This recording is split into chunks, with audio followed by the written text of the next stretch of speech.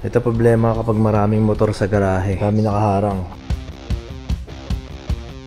Okay, may check engine naman siya ngayon. Dadalhin natin sa BMW. Tingnan mekaniko na wala yung check engine for some weird reason. Naka-carbon rims pala to. Sa lahat ng mga high-end na amenities nandito. Ito yung limited edition, gaya kong factory defect yung bike, pwede nating i-cater yan. Either kung saan yan biniling dealer. Kahit pag galing yan sa RSA Libis or sa Pampanga, pare-pareho tayong BMW pa rin. And ito na, inside racing na the longest bike event in the country.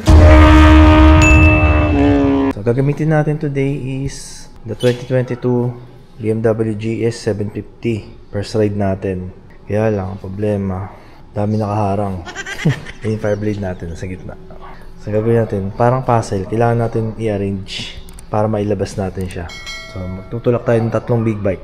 So tingnan natin kung paano nung gagawin natin dito para maayos natin siya.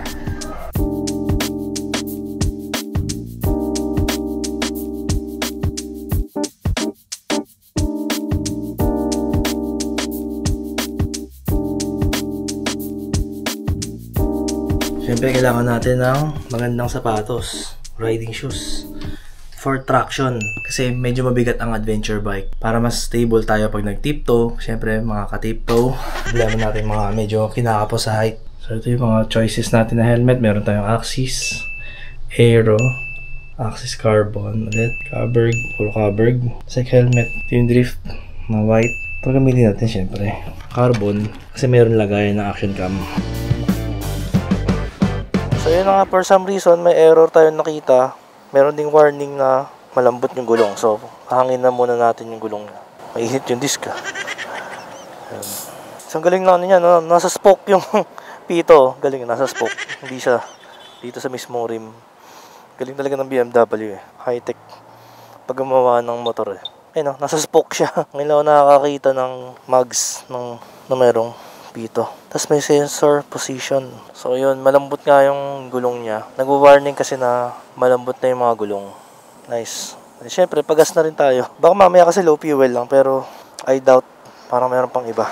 Okay, may check engine naman siya ngayon. Tsaka nakalagay service. So dadalhin natin sa BMW para malaman kung ano yung problema. Pagas muna tayo. Malayo-layo pa biyahe. Ayun, so meron pa rin siyang may warning light, may service. Tapos 2,000 odd na to, baka kaka-break in lang, kaya may limiter siya. Ayun o, limited lang siya sa 5,000 or before 5,000. Feeling ko ganun kasi BMW pag mga bago pa, may limiter siya kapag under break in. Ngayong nakatapos na sa break in, pwede mo nang patanggal ang limiter. Pagka tinutulak ko sa garahe to, nabibigatan ako, pero first time kong sinakyan, gaan. Kasi pinadeliver lang natin sa bahay. So yun kasi ang disadvantage kapag yaya. Nag-aalaga kasi tayo ng dalawang baby. Kaya hindi tayo laging nakakakuha ng bike. So mostly, pinapa-deliver na lang natin sa bahay. Siyempre, family first tayo. Hindi baling gumastos tayo ng taga-deliver. Siyempre, gusto nating hands-on na mapalaki ang mga anak natin. So wala tayong yaya. Tayo mismo ang yayo. Ang ganda ng dynamic suspension niya. Electronically adjusting. Pare sa mga Versys 1000 SE, sa mga Multistrada. Sa mga Tracer 9 GT, MT-09 SP, yan yung mga naka-electronic suspension. Siyempre, hindi siya naka 1,200cc. Kaya mas matipid siya. Di hamak mas matipid siya sa kuya niya na GS 1250. Finally, nakarating na tayo sa BMW Motor Ace. And thank God, bukas pa sila. Nandito pa sila. Meron din Yamaha dito. Dito yata yung service eh. Ayun dito. Alright. So here we are. May nakatabi tayong 1250. Sa atin baby GS oh. Ito mga katingin, dito tayo sa BMW Danghari Motor Ace. Ito yung tumawag pa sa pansin ko eh. Itong M1000 XR. Malapit dito. M na caliper, kulay blue. Marzocchi suspension. Tapos naka-carbon rims pala to. Sa lahat ng mga high-end na amenities nandito. Naka-reset na rin siya. M din nakalagay. M na-reset. Carbon yung wheel guard. Gold chain syempre. Tapos halos lahat carbon no. Mga carbon na tire hugger. Solid.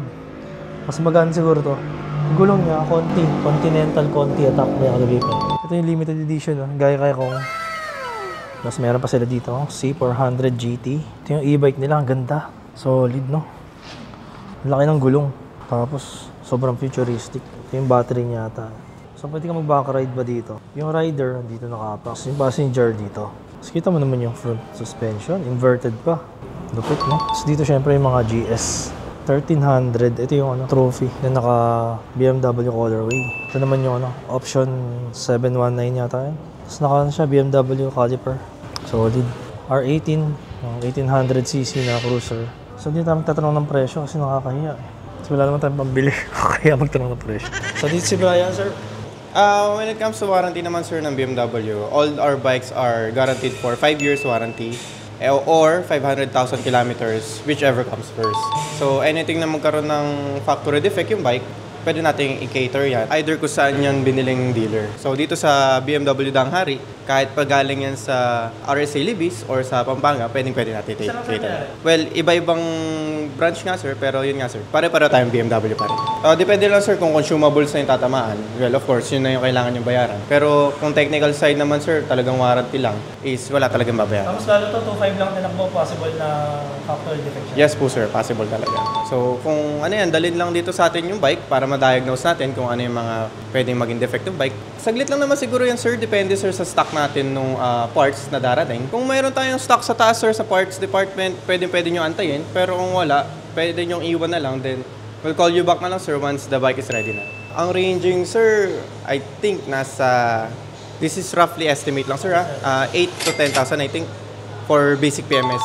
Inclusion sir, filter, oil of course, BMW service natin, checking, cleaning ng chains, and so on sir.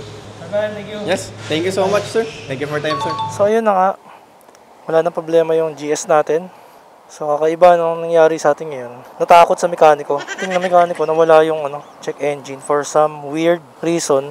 Tsaka ang ganda pala dito kasi merong 5 years warranty. So try natin ngayon kung okay na siya. Nawala yung check engine. Yun nakakarib na ako ng matagal. Ng mataas. Okay, thank you. So, okay naman sila, mabait, accommodating. So, ngayon habol tayo sa inside racing. Medyo malilate tayo konti, pero okay lang, importante, pakabot. Napakalupit, no? 8 to 10,000 pala ang halaga ng PMS nito. Siyempre, nakabili ka ng BMW, di ba? Magbayad ka ng PMS. And then, pag pinatanggal mo sa iba yung service na icon na yan, mawawala raw ang iyong warranty, mabovoid. So, kailangan, doon sa 5 years na ginagamit mo siya, sa BMW mo lang siya, ipapa-PMS. Diba, nakabili ka nga ng luxury na motor eh. Siyempre, dapat afford mo rin na PMS sa kanila.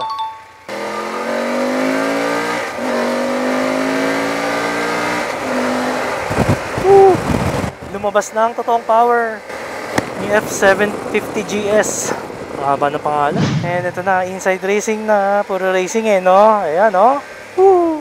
The longest bike event in the country. Pang ilan na ba tong inside racing na to? Meron lang ako isang problema, naiwan ko yung mga stickers ko. So may dala tayo konti lang, siguro mga 5 lang, sa kasamaang palad. Kuya, tanong ko lang VIP entrance, saan po? Dito o doon? Yes. Basta. Galing nga, kilala mo agad ako. Saan ba yung VIP entrance? Doon dito. Dito na mag-park. Nakilala pa ako ni Kuya. Ang bilis nakilala mo agad ako Shoutout kay Kuya Llamas. 3, 2, 1, This has been your host, Nandito si motor ni Juan.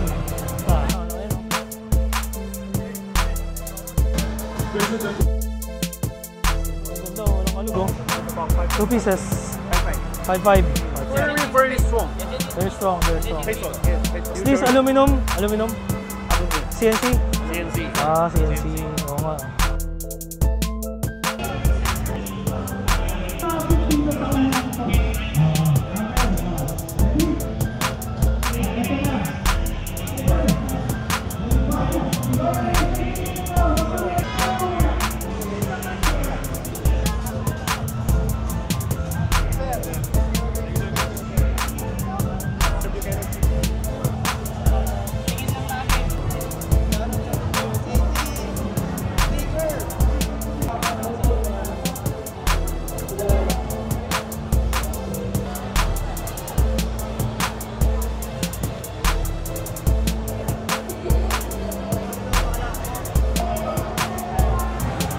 Ayan.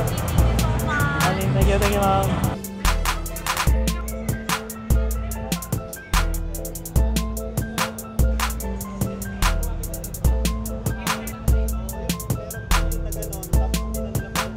So, nandito tayo ngayon sa AMSOIL Balita ko kasi maganda yung oil ng AMSOIL. Subukan natin. Kasi kailangan natin magpa-change oil ng motor eh.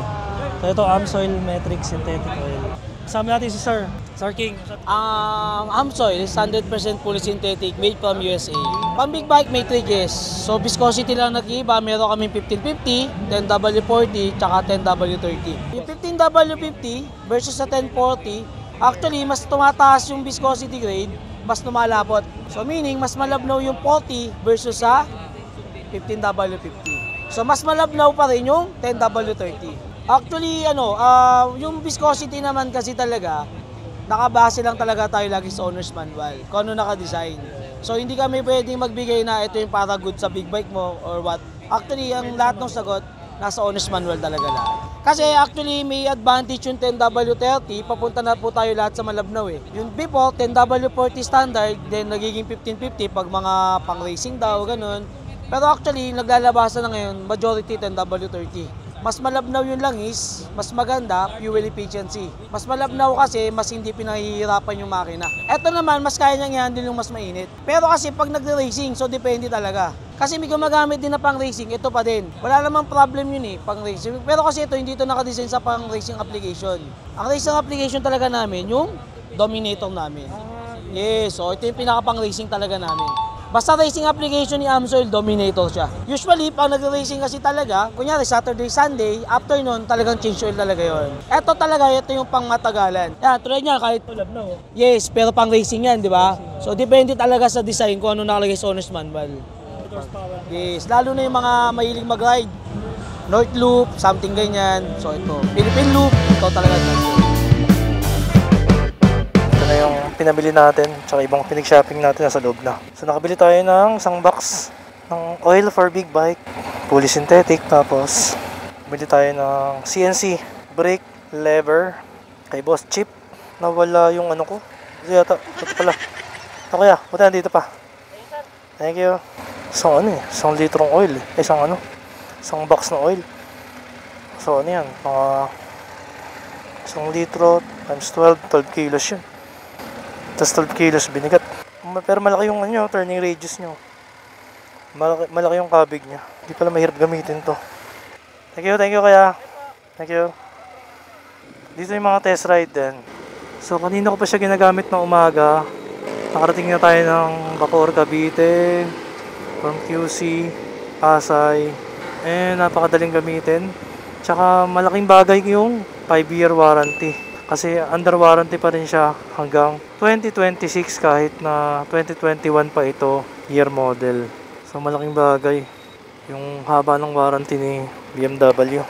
So yung nag-check engine, posible raw sa cam sensor or throttle sensor. Posible din naman na baka nadumihan lang kasi hindi nga nagagamit to. Baka kailangan lang sigurong magamit.